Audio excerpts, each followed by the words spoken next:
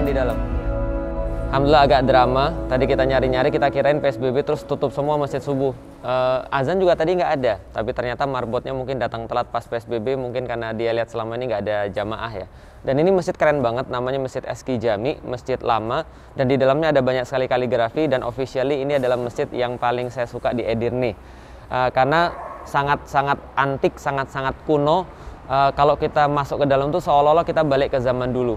Coba bayangkan ketika ini masih jadi tempat pusat daripada aktivitas, maka setiap hari orang-orang memadati masjid ini sangat banyak sekali. Yuk masuk yuk, kita sholat subuh.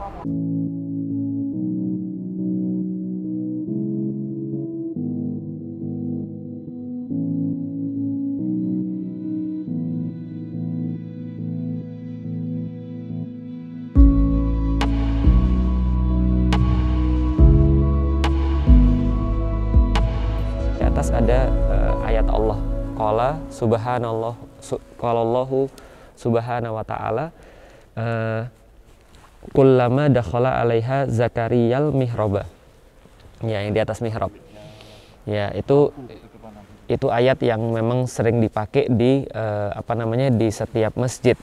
Kenapa? Karena ini kisahnya kan kisah tentang ini ya, Nabi Zakaria.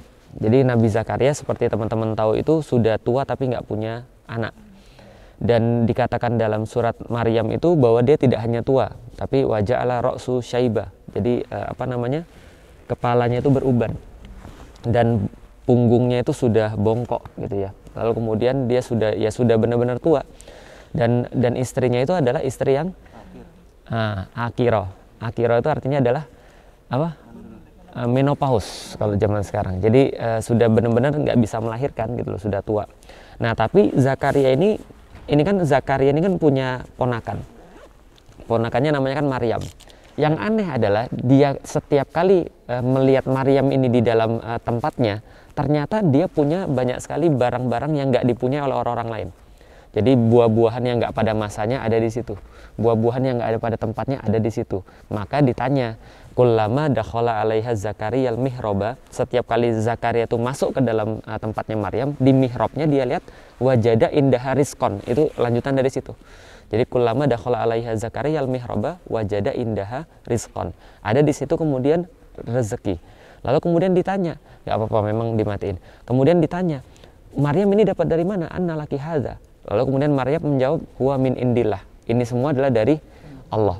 Artinya kenapa dipasang ayat itu di atas mihrab? Supaya orang tahu setiap kali dia masuk masjid, kullama dakhala 'alaiha zakariyal mihraba, setiap kali Zakaria masuk ke dalam kamar Maryam, dilihat ada di mihrabnya wajada indaha rizqon. Berarti orang sholat itu dapat rezeki.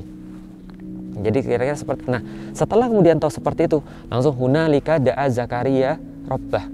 Maka kemudian disitulah Zakaria langsung pergi lalu berdoa kepada Allah untuk minta anak.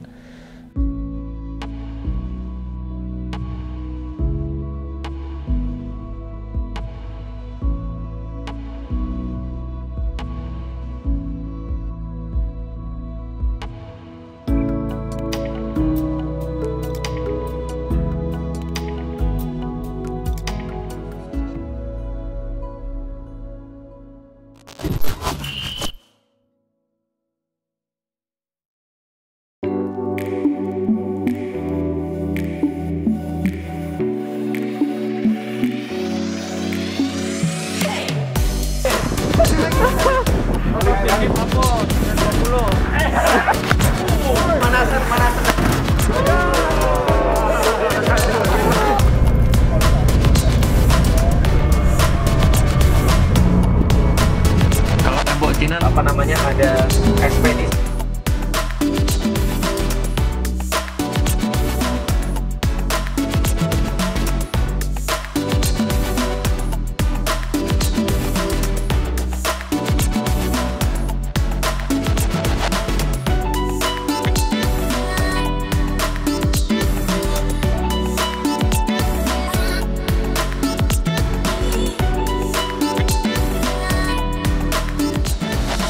Assalamualaikum warahmatullahi wabarakatuh, teman-teman sekalian. Setiap kota itu punya daya tariknya, dan Istanbul daya tariknya adalah skyline-nya. Semua bukit di Istanbul itu dipenuhi dengan masjid.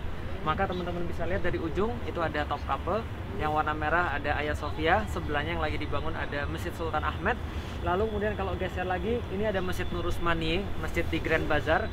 Sebelah kanannya ada satu menara kecil, itu adalah bukan menara kecil, menara gede itu Menara Bayezid Istanbul University.